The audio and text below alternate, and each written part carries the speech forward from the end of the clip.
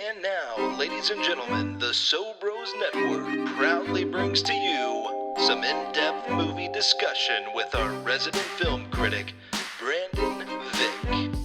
Happy evening, everyone. The Vick's Flicks podcast is here.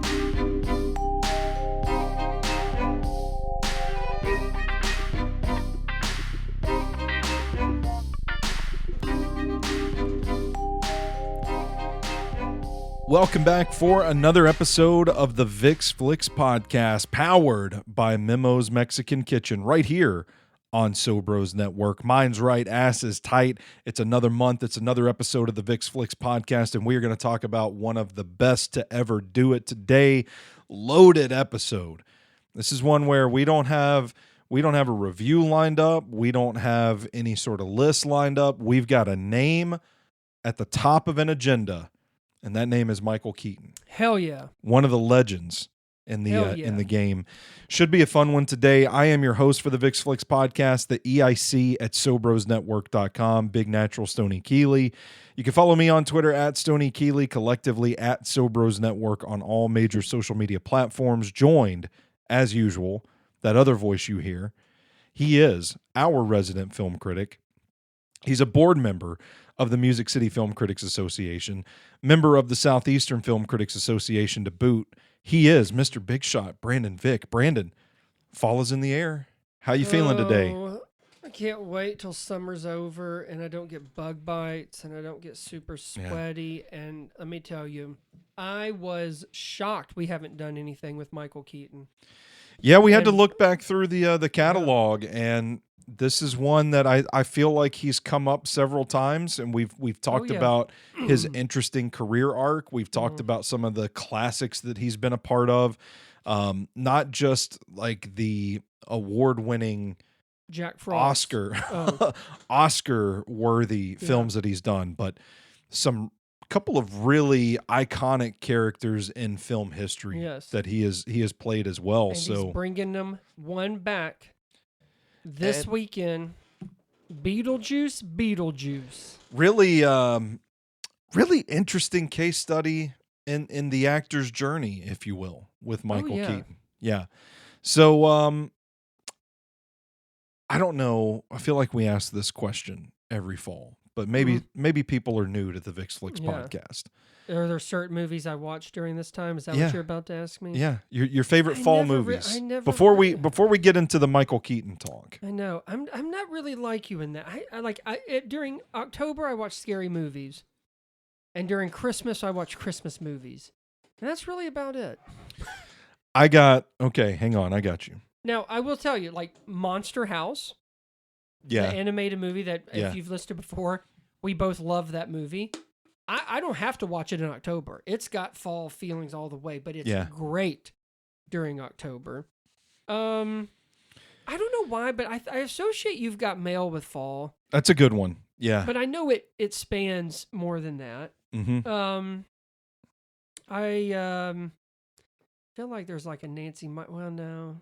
I can watch it. This is sad, but I can watch Something's Gotta Give or It's Complicated. I can watch it anytime. It's got summer feels to it. I go Dead Poet Society. Yep, I know that's your top one, right? That's my favorite film. Yeah. Mm-hmm. That's your favorite movie? Favorite film. That's what I thought. Okay. I go Dead Poet Society. I usually watch that every Labor Day weekend. That's like my kickoff thing. It's like, okay, fall's here. We're going to do that. I watch When Harry Met Sally. Oh, yeah. Now, for people that don't know, we just got into this movie. Well, there's an episode of the Movie Review Rewind podcast up at stackingtheinbox.com on which you and me and our buddy Sean at 615 Film talk about this one. It's a classic. Fall vibes. It redefines what the rom-com was back then. Billy Crystal is so fuckable. That's what I was trying to get at.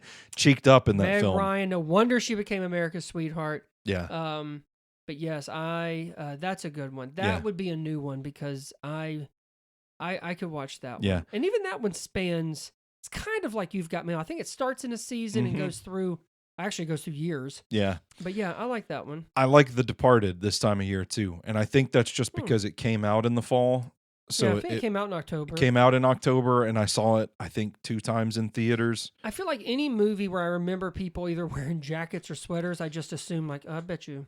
Yeah. I bet you it was fall. Yeah. So, and I feel like there's one more that I've added to the rotation that I'm like, you know what? That's a good fall movie, but I can't remember what it is. I love... Those are the big 3. I can't think... I feel like then you start thinking about football. Like, I know Rudy is definitely... That has to be... Friday Night Lights. Yeah. But I try to get away from like, okay, I know sports is happening, but like, what's just like a...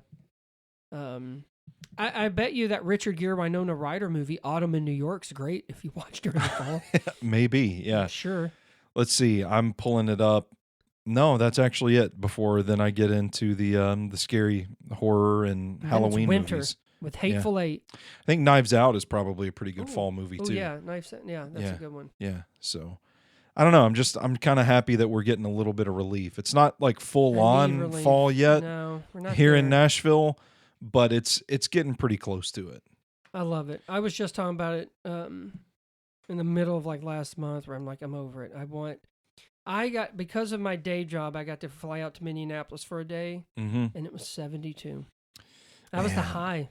Man. It was wonderful. That's incredible. And then I flew back in, and it was like 96. Yeah, it's cool. It's pretty wild. We took... How many podcasts do you think we start? And I'm just bitching about the weather. I feel like it's if we did every 20, episode. I think it's 18. Yeah, I think so too. We went to Gatlinburg a few weeks ago, and it was still hot outside. It's still, it's not the same. If you go in October. I've never been in October. You've never been in the fall? We're hoping to do it this year. You should. For the first time, but we can't we don't have to get into my scheduling conflicts, but it sounds like September and October, our weekends are going to be kind of crazy. Yeah. Up in the air is what I mean. Like one of those things where we could do nothing for 8 straight weekends in a row, or we could be out of town for 8 straight weekends in a row, and we won't know until like the week of. Because I blame your wife. I was about to say, when you marry into the music business, like that's what you got to put up with. But we were in Gatlinburg when it was still summertime. Yeah. And it was like one day we got a bit of a respite from the heat, and then you're up in the mountains with the breeze blowing. And I just thought, man, bring it on. Bring it on. I truly, if we never had summer, I'd be fine. Yeah, I would be too. If someone said, hey, man, climate change actually makes things are falling apart, things are dying, but the weather is like 70, I'd be like, oh, yeah. That's nice. Does it ever make you, do you ever consider moving up north where it is a little bit cooler? Not right now, but I have talked about so some people, hopefully when you retire, and God willing, if you can, people I think want to either retire in the mountains or retire on a beach. Yeah. I would be happy to just retire in Maine. Small town, New England kind of deal. Yeah. Yep. I only say Maine because I've actually been there, but I'm sure Vermont, I'm sure it's New Hampshire. I'm sure it's all wonderful. But there's water there. Yeah. Mm-hmm. It's not like I'm totally dissing it, but I'm it just feels so nice. Yeah. And when it's fall, it's like fall. Yeah. It's beautiful. It's beautiful fall. My wife made fun of me the first time I went to New Jersey and stepped off the plane in May when it's hot here in Tennessee, but when I stepped off the plane up there, it felt like, the way I described it was like it was air conditioned outside with the breeze blowing. Like when it's still, you can feel the heat of the sun, but when the breeze blew, it was actually cool and not like in the summertime. I don't know if people know this about Nashville, Tennessee, but in the summertime, when the breeze blows, it just feels like it's blowing steam on your face. Yeah, it's so hot. Like hot breath. Yeah. So even when you're in the shade.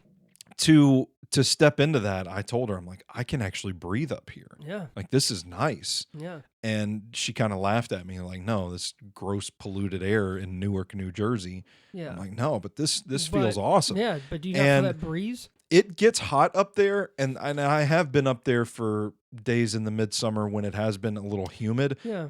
I've never felt anything like a Nashville summer up there. We went up there, July 4th? Yeah. I went up there with you guys however many years ago. It's not hot. It's hot, but it's not hot. And when you grow up in humid hot, there's just a difference. Yeah. It's like when you go to Arizona, it's hot, but it's still not that kind of hot. Yeah. However, I will say I was kind of surprised. Boston, kind of humid hot. Really? Yeah. That is I a little was kind of surprising. surprised. Not every day. Yeah. And at night, it seemed like you really got some relief. But there were times during the day we're walking, I'm like, it was hot. Yeah. So, well, like I said, can't retire in Boston. You can get some of those days in New Jersey too, but it's so I could maybe count on one hand the number of times that I've had days like that in New Jersey. And for Tennessee, it starts in April and goes to like October. We one of the things I don't think I'm allowed to talk about this, but I'm just going to say it anyway. No, I can say it in vague enough terms that it won't get me in trouble. Maine is one of our areas on our list that might be holding up our fall. There's a chance that we get to hop on a plane and go to Maine in October. That's the only time to go. Yeah, and so if that's the case, that would be pretty sick. Oh, please do. Just keep in mind. Yeah. And I've only been once, so I'm a genius at traveling. You're a Maine head. You're a Maine head. Depending on when you go in October, they could be out of season and nothing's open. Yeah, that may not be any concern. I remember you saying that. Yeah. And I've already told my wife that. Yeah. So. I think we went in the first week into the second week of October, and that was the last week. Yeah. So we'll see. But it's great. Their Halloween stuff's decked out. It's awesome. I hope you get to go. Want to do Vermont, New Hampshire, all that. Rhode Island. Yeah. Yeah, I do too. So I don't know. Maybe if I could rent a car back then, I think we would have drove. I think New Hampshire was 2 hours from. I think it was 2 or 2.5 hours from Kennebunkport where we stayed. Yeah. But I would like to go see that. Supposedly, I don't remember if it's Vermont or New Hampshire, but one of the New England states apparently has like a really good brewery scene. Like a lot of good beer coming out of the region. And then there's like Vermont's always known for like skiing.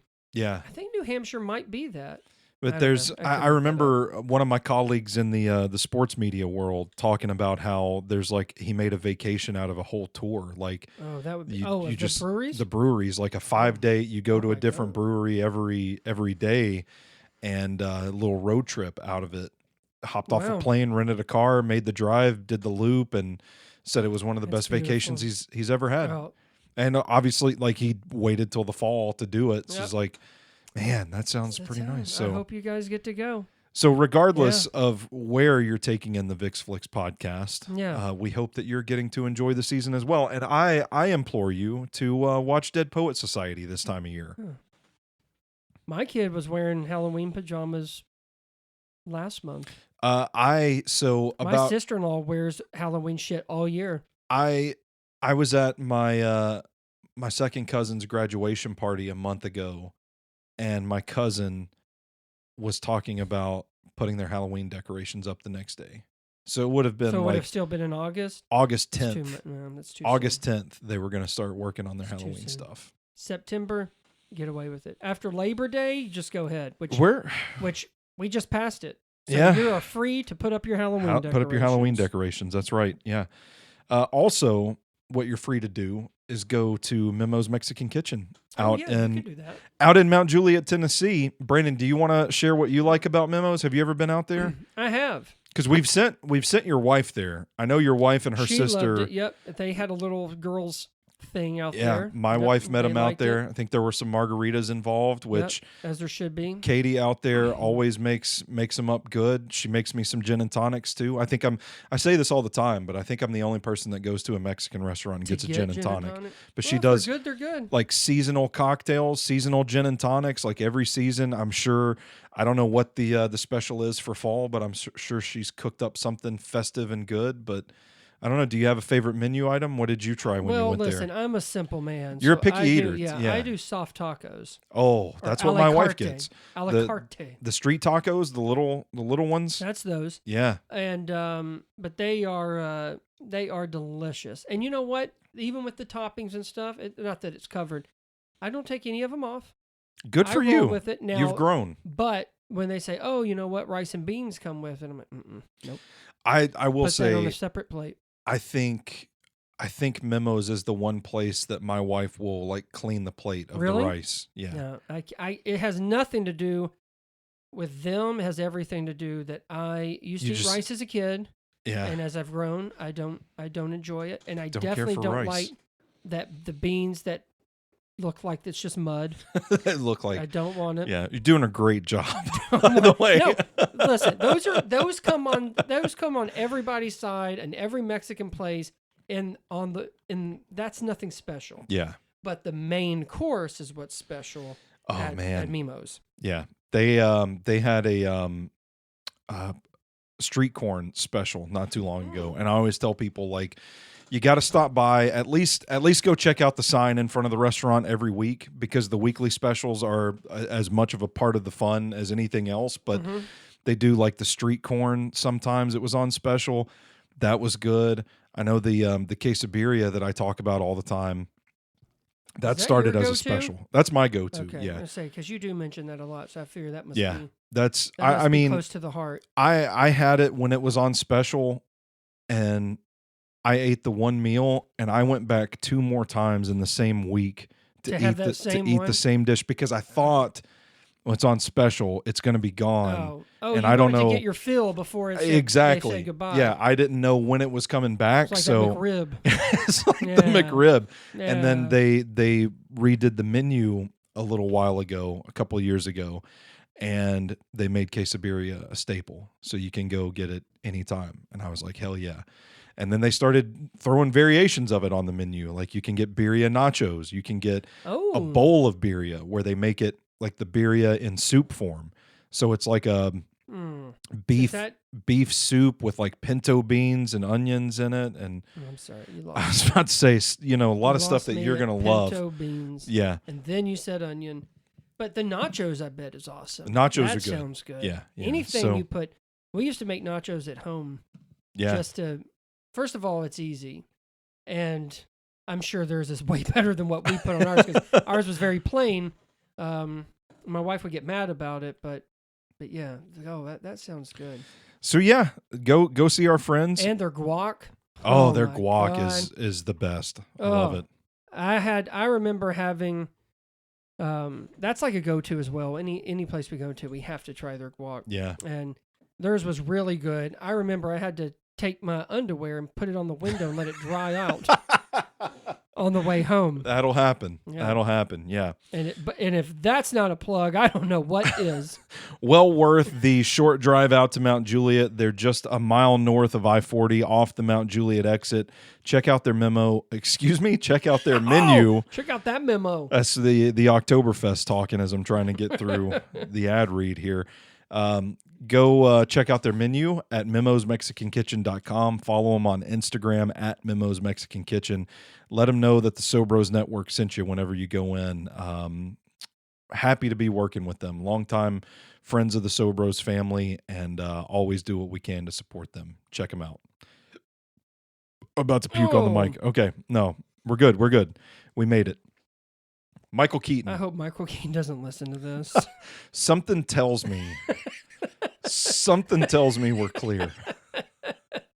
I don't know for sure. Damn it. Maybe Michael Keaton's people will listen to it. Because hey, let's Google Michael Keaton and see what's going on.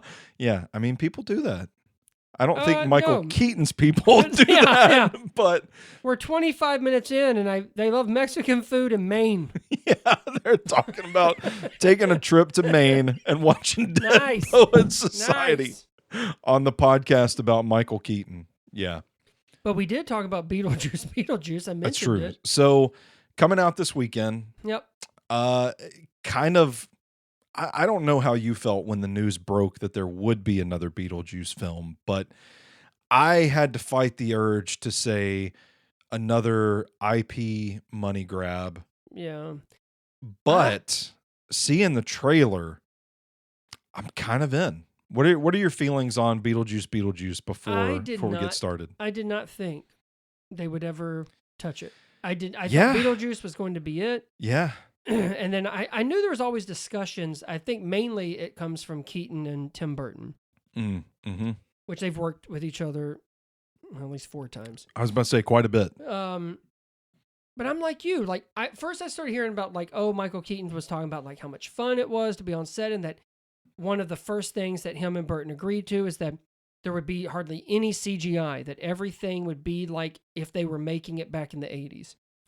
And when you see it in the trailer, you see what he means. Like, it's all these kind of practical effects that aren't done anymore. Yeah, sure. And I feel like they've kept that, like, that authenticity of what made the first one so cool.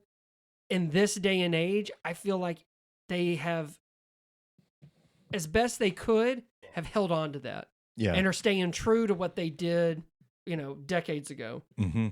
But I got to tell you, sit here today and talk about Michael Keaton, and the fact that man has revisited 2 of the most iconic roles he's ever played, and blows my mind. Not just the most iconic roles that he's played, but I think these are 2 of the most iconic roles in cinema history. Yeah. And the fact that he has become Batman and Beetlejuice again, it blows my mind. Yeah. I hope Beetlejuice works out better. Yeah, I was not a fan of The Flash. No. And me neither.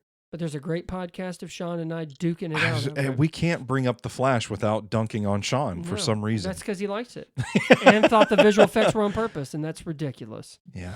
But the fact that Keaton has I'm shocked. Yeah. But I will say, I think there was more to it for him to become Batman. I just think The Flash ended up kind of derailing those things. Sure. And then this one, I think, will be a huge success. I actually think it's going to make some serious money. I love Catherine O'Hara's back, Winona Ryder's back, Jen Ortega, Willem Dafoe. They're joining the cast.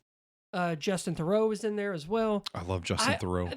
It's a hell of a cast. Burton is back, but I mean, it is Burton and Keaton. If you can't get them, what's the point? And I love that they kind of came into it setting these standards of, like, if we're going to do it, this is how it needs to be done. This is how it has to look. Yeah. And I'm pumped to see it. How do you think this will impact younger generations that may be experiencing this character for the first time? Oh, that's what I don't really know. And I guess you can't really testify to that because you don't know, like, Beetlejuice has been such a part of kind of the cinema culture that I even feel like people of all ages have probably seen the first one. Yeah, but I mean, it's a pretty old film. It is. And you look at it through the lens of generational moviegoers, it probably, this kind of strikes me as one of those films that people of our age are probably stoked to see. Yeah. Because you're reliving the nostalgia of it all. Mm-hmm.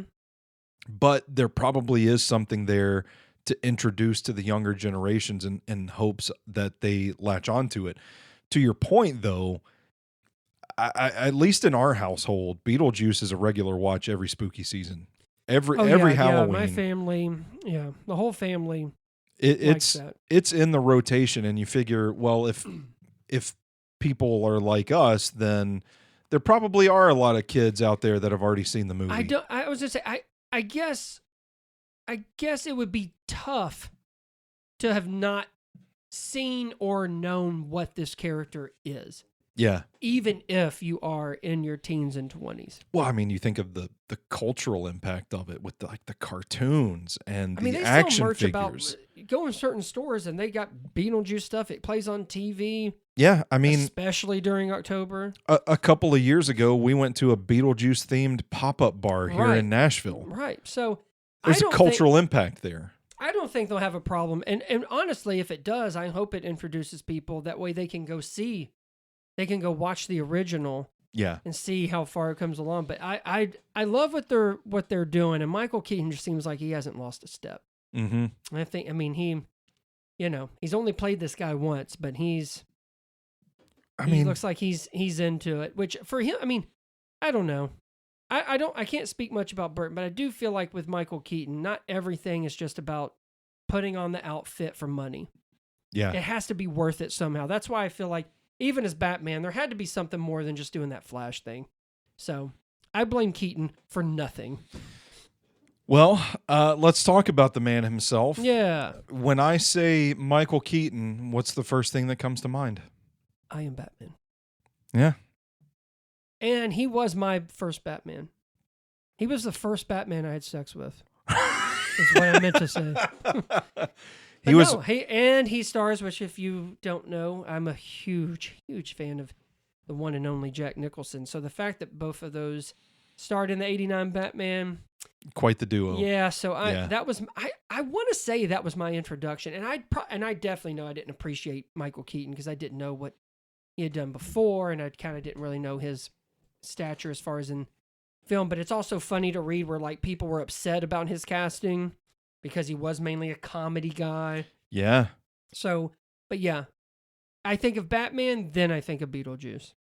It's interesting to look back on because you see actors now that are kind of in those roles where, and I hate to use this name, but it's only because it was brought up recently, but like Glenn Powell, for example, is like been in a lot of like happy-go-lucky comedy kind of deal, and now there's some talk about him getting some more larger roles. I don't remember who we were talking about him being in the running for. It might have been James Gunn's Batman.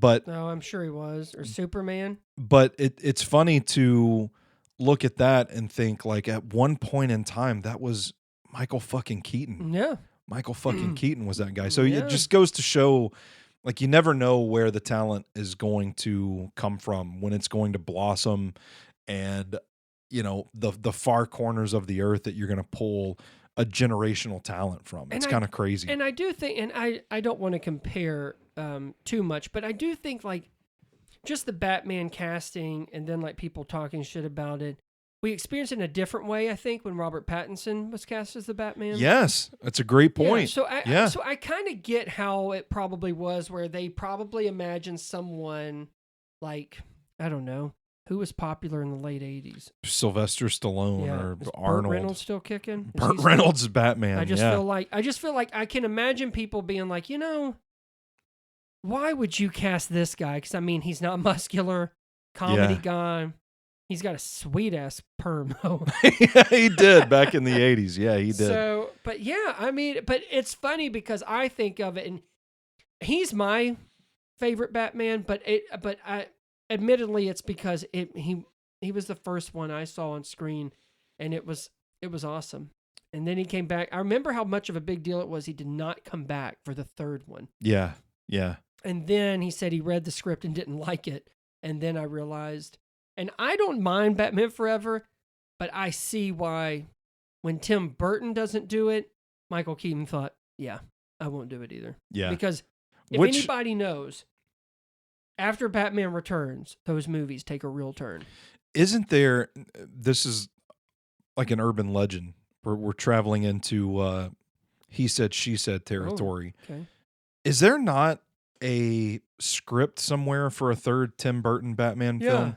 Yeah, I think so. I don't remember what the urban legend dictated. I don't either, and I forgot who was in it. And I want to think maybe a Mr. Freeze or somebody. I can't remember. But there is something. So we'll send people down that rabbit hole. And then Google he didn't. And then I just remember he basically walked away. It fell apart. Yeah. Mm-hmm. Well, I know he said, he's like, I just read it and I thought, I don't want to do it. Yeah. So what do you think? That's a fine example because I'm sure the money was good. What do you think is sort of the hallmark of Keaton's acting ability? What do you think he does so well that makes him so good? He seems like just I think there's times where he kind of just seems like he's like the decent guy. Yeah. Like he's someone, I think he's extremely relatable just in a lot of the stuff. Even as Bruce Wayne, there's something in his approach. And it does, there is charisma and charm that's obviously mixed in, but I think he is, in a weird way, has always been kind of relatable. And I also think I think there's something with the audience where I know he's famous. He's not as famous as maybe he once was, but then he's also famous in like, as in like Hollywood never ran him into the ground. Like it's almost like he must have been kind of the captain of his own ship, even if that meant not being in these big movies. And I know, like, we'll kind of get into it, but there's obviously a hiatus where he's not, he's not on the top of anyone's list on doing anything. Sure. Sure. And some of that work shows on the fact of just the things he's doing. But he just, I don't know. I feel like there's just in the way he's delivering his approach to the characters that he does, whether it's something like in Spotlight or we're talking about Beetlejuice, there's something about him that he brings, and I think it's still just a piece of who Keaton is, but the way he can turn it off and on or turn it up and turn it down is really impressive. And he does it. It appears that he's proving it once again in Beetlejuice. I think it's his timing. To me, he strikes me as one of those actors that knows exactly how to pace a big line, exactly how to inflect. And it makes big moments feel incredibly real. Yeah. And it's a talent that I don't think every actor has. Some actors, they kind of more old school. They kind of have one speed. Oh yeah, But with Keaton, it is just there's a full range that feels natural to him, and it's the total package of delivery, timing, pace, facial expression. Absolutely, everything kind of goes into. He can look into a camera, and do the littlest thing to get some kind of either emotional reaction or just kind of a big reaction, depending on if he's Batman or, like I said, if he's from Batman to Birdman. You know what I mean? Yeah. But, there is something about that where he is a movie star, but he's not. Yeah. He's not your typical one. Like, I think that's what's always kind of been amazing. But with everything you were just talking about, I think that's why he can do Mr. Mom in Multiplicity. He can be a superhero, he can be Beetlejuice, he can be Birdman, and he can be a talking snowman. He's a guy that always understands the assignment. Yes. Yeah. So, well, let's talk about the 80s then. Let's get into his filmography here a little bit. His first acting credit is in 1978, a film called Rabbit Test. Yeah. That I've never heard of, but directed and co-written by Joan Rivers and starring Billy Crystal in his film debut. Holy shit. And Michael Keaton Michael Keaton was credited in Joan Rivers' first film and Billy Crystal's first. Wow. Yeah. He's in 1982's Night Shift, which I never saw, directed by Ron Howard, and it is one of his more critically acclaimed performances. I have never seen it all the way through, and that's one of my I'm going to big jot regrets. that down. Yeah, because it's one of his most famous and critically acclaimed films. I would really like to sit down and watch it all the way through. We're going to do a movie review rewind podcast on that. Then we'll talk about it. Mr. Mom in 1983, which I think it was kind of later in life, but I like that one. Kind of one of those films. I think when you're talking about people that were critical of the Batman casting, like that's an easy punching bag. Yeah, was Mr. Mom. He was a comedy guy. Yeah, like he did. And he did them well. Johnny Dangerously in 1984, Gung Ho in 86, Touch and Go also in 86, The Squeeze in 87, Beetlejuice in 88, Clean and Sober in 88, which I never saw that. That's a drama. Yeah. I remember hearing about it, but a lot of those I did not see. It. Mr. Mom, Beetlejuice, and like I said, I never finished Night Shift. The Dream Team in 89, and then, of course, the aforementioned Batman in 1989. What stands out to you? I mean, for me, it's the ones I've seen. So, like, again, would really like to revisit Night Shift, especially being the age I'm at now. Yeah. But obviously Batman and Beetlejuice. So then he branches out a little bit in the 90s. You get Pacific Heights in 1990. That is a more of a drama, psychological thriller. I'm getting my notes mixed up. One Good Cop, crime drama. Batman Returns in 92. He's in Much Ado About Nothing in 1993.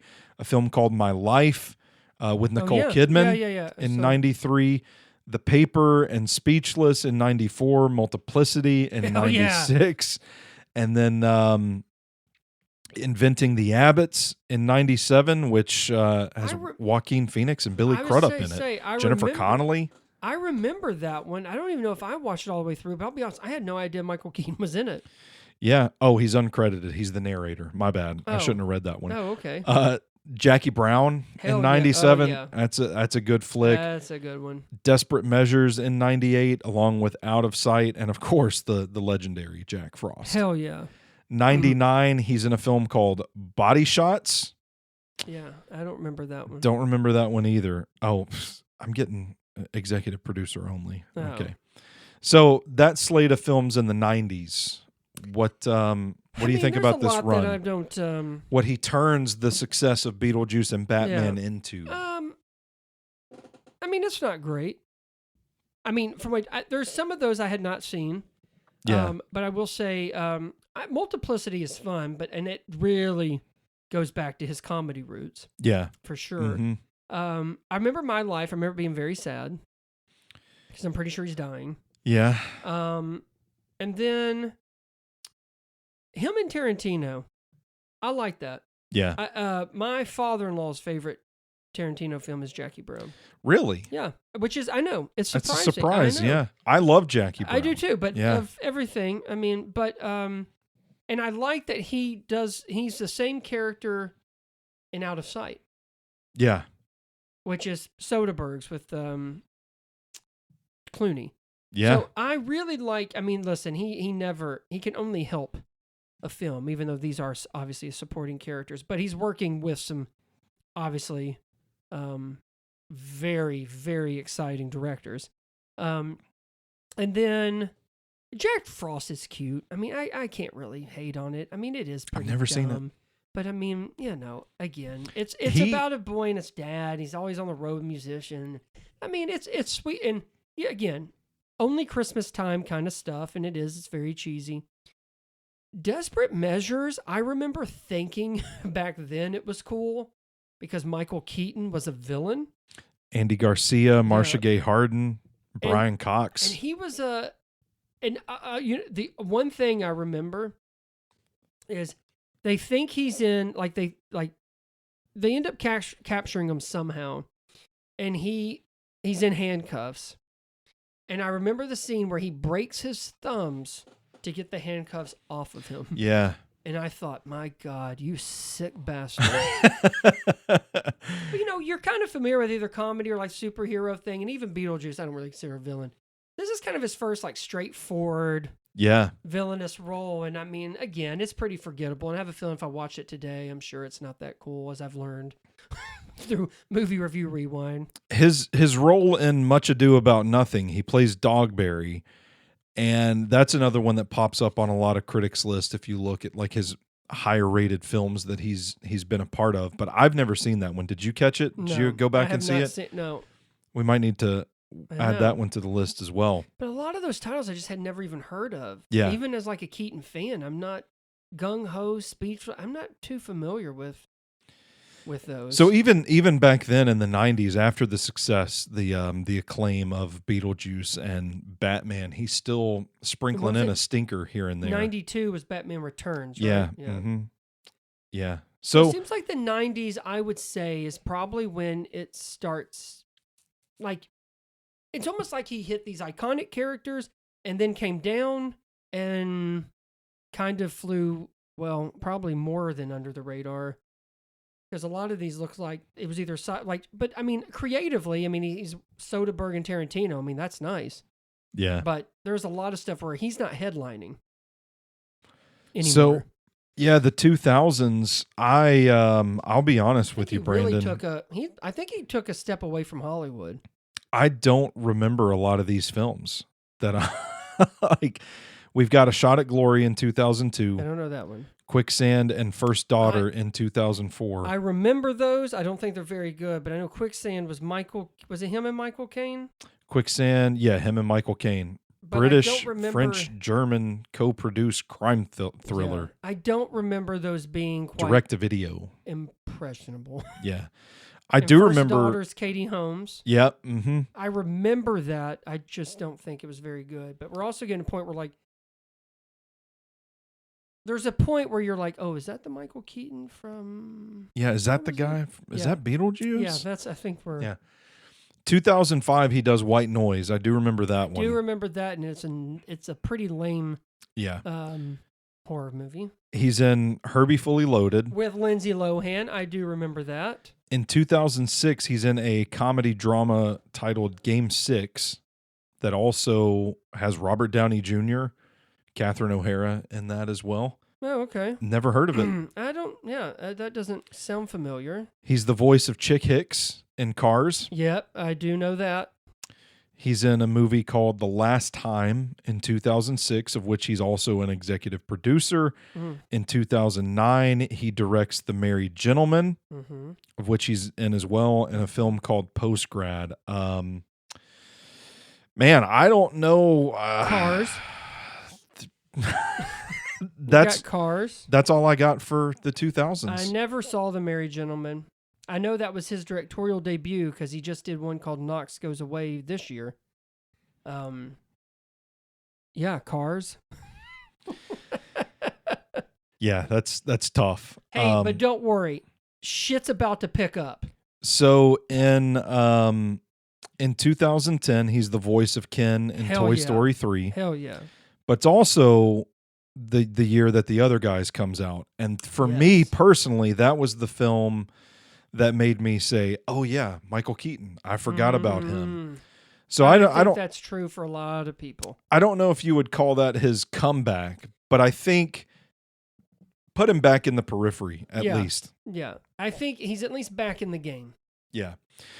In which, by the way, he's hilarious in The Other Guys. It's so good. I know Mark Wahlberg and Will Ferrell, which that's some of their best work, but him being their boss and that Bed Bath and Beyond and doing those TLC, it's so good. Ridiculous. But I love that he let himself be that foolish, and I've so appreciated it.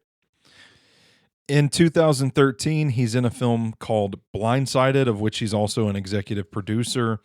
And then 2014, we have how's this for a trifecta? The Need for Speed, the RoboCop reboot, and Birdman. Hell yeah! In 2014, I bet most of those were done before. Yeah, Birdman, I saw for the first time last year. Oh yeah, that's right. Phenomenal movie. Oh, it's exceptional. It is. Oh my God. I mean, really, like that. Can I just say that role and that experience? I feel like, in many ways, was a full circle moment for Michael Keaton. Sure. Yeah. How it happens and how many years have to go before Inratu comes to you and says, "Hey, watch this." Yeah. And Keaton's like, "I'm game." Yeah. And for him to be in that movie. And God, Keaton brought it. The fact he lost the Oscar makes me sick. Nominated that year. I don't remember who won it that year. Eddie Redmayne for the Stephen Hawking movie. Was it Theory of Everything? Theory of Everything. Yeah. I haven't seen that movie, so I can't. The man, you can't. What other story do you need? It won Best Picture. Never nominated. Birdman. The man's been in Tinseltown for decades. He's brought some most iconic characters to life, and he loses. You know what it is? Because they like it when you play real people. Yeah. But Michael Keaton, God, he was mesmerizing, and so was, by the way, Emma Stone and Edward Norton were great. Jesus, Michael Keaton. That's one of his absolute best. That's a shame that he lost that Oscar. Yeah. I mean, I haven't seen The Theory of Everything, but you don't need to know that Michael Keaton wholeheartedly deserved it. Benedict Cumberbatch also nominated that year. Yeah. Was that Imitation? The Imitation Game. Bradley Cooper for American Sniper. Yeah. Good performance. Yep. Steve Carell in Foxcatcher. Oh yeah. That's a movie. Yeah. I don't know, that feels like that should have been the moment. It should have been the moment. That hurt my heart. It's Mickey Rourke losing for The Wrestler. Yes. Michael Keaton losing for Birdman. Yeah. And Rami Malek winning for Bohemian Rhapsody. Fair enough. Those three, as far as best actor, and I'm probably forgetting some before I was born. Those three hurt my heart. But Birdman starts a run. Oh yeah. That is, I don't know your opinion on it. Do people just see Birdman and they're like, "Fuck, we got to run with this. Like this guy, this guy can go. We gotta get some stuff because the next year does with that newfound shininess. Yeah, there is something to it.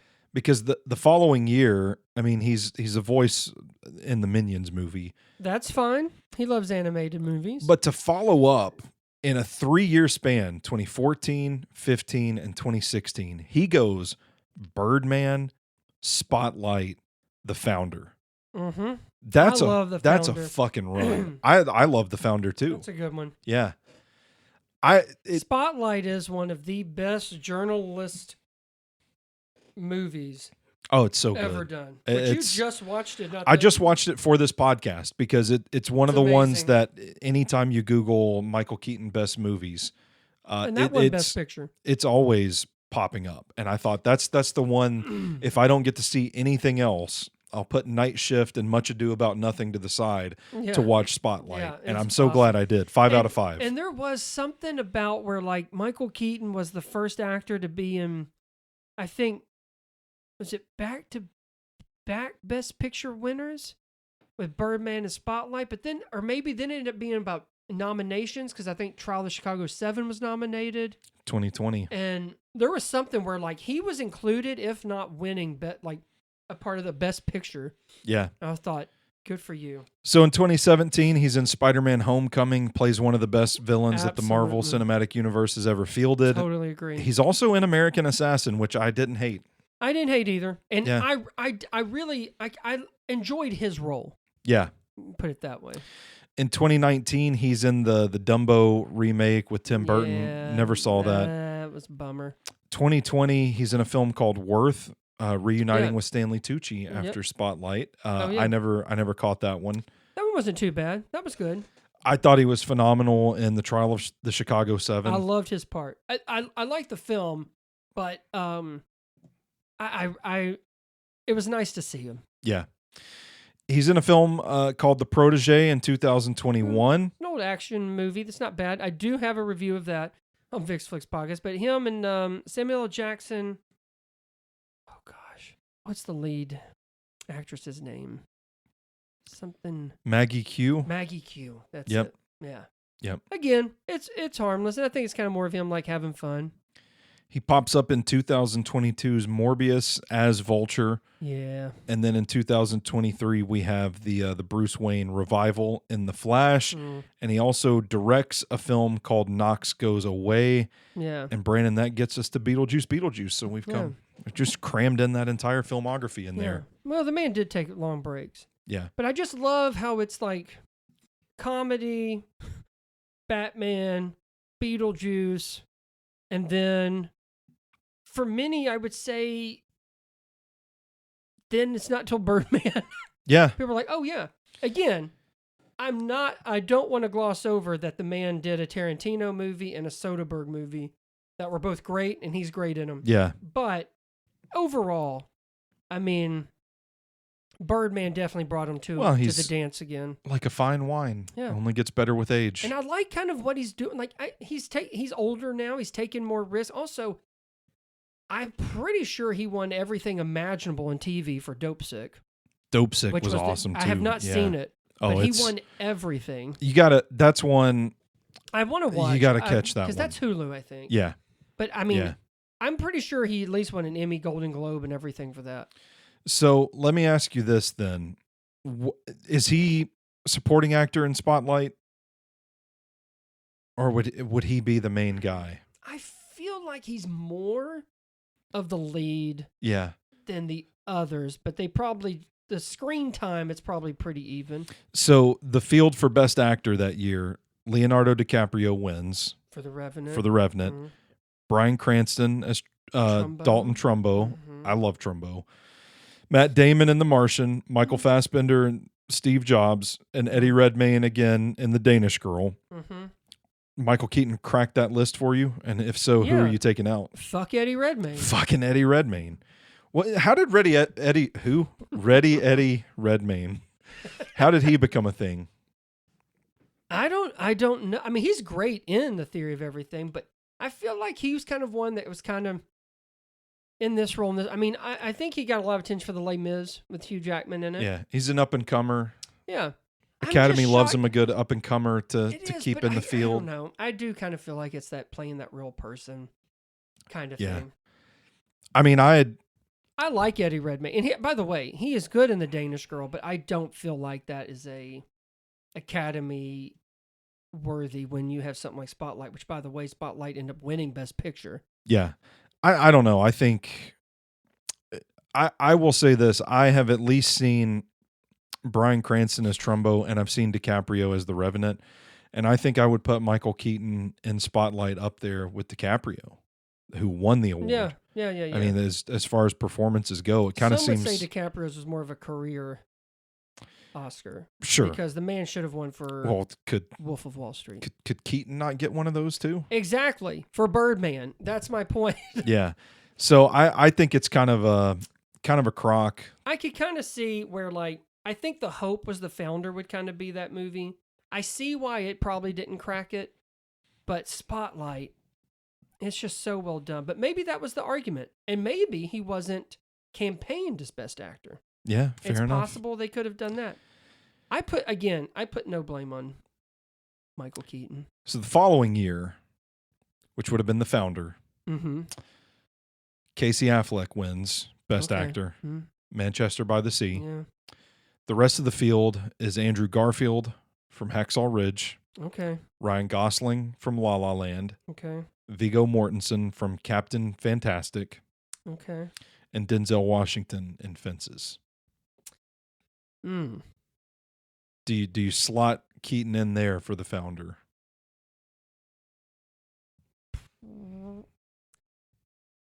On the outside looking in, probably not. Yeah. But for my own, like, because I love Michael Keaton, and Denzel has 2.